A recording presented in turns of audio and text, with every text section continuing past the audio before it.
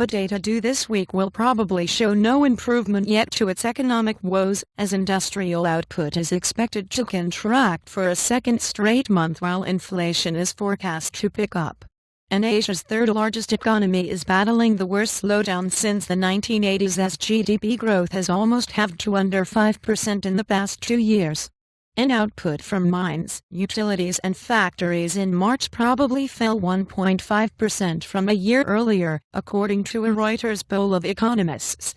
And if the forecast materializes, it would mark the fifth fall in industrial production in 6 months, reflecting the rut gripping the economy from weak consumer and investment demand. And meanwhile, consumer inflation is estimated to have quickened to 8.48% in April from 8.31% in March, the poll showed. Wholesale prices for the month are forecast to rise 5.73% compared with a 5.70% annual gain in March. And the Statistics Ministry will release industrial production and consumer inflation data at 1200 GMT on Monday. The Commerce and Industry Ministry is due to release wholesale price figures on Thursday at around 0630 GMT. And optimism for turnaround, and policymakers are hopeful of an economic rebound in the fiscal year that began in April. But much will depend upon the pace of reforms after a new government takes over in New Delhi following the conclusion of ongoing national elections on May 16. And we concur that the economy has bottomed out in recent quarters and a right mix of policy coordination and governance should be able to kickstart the growth cycle, Singapore-based brokerage DBS said in a note last week. And while the cycle could benefit from a stable government, the growth upturn will be gradual. And high inflation and weak growth have dogged much of outgoing Prime Minister Manmohan Singh's second term, damaging the prospects of his Congress party at the hustings and swelling public support for pro-business opposition leader Narendra Modi. And Modi's promise to fix an ailing economy has made him the prime ministerial frontrunner.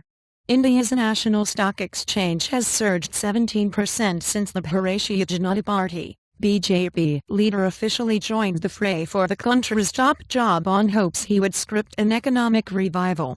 But that depends on his success in pushing up capital investment growth from an 11-year low and cooling retail inflation that's been averaging nearly 10% for the past 2 years, way above the central bank's comfort zone.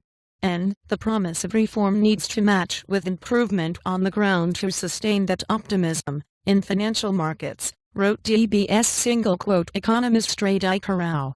And challenges. And while many analysts are hoping for a rapid implementation of pending labor, fiscal and tax reforms for a faster economic recovery, some say high corporate leverage and rising bad loans at Indian banks will hamper the pace of recovery.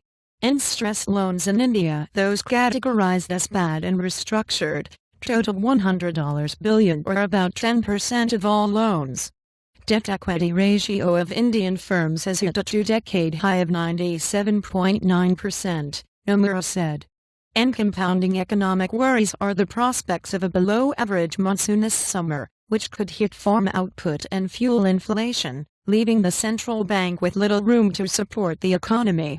And in 2009, patchy monsoon rains led to India's worst drought in nearly 4 decades, resulting in runaway food inflation. And editing by Jacqueline.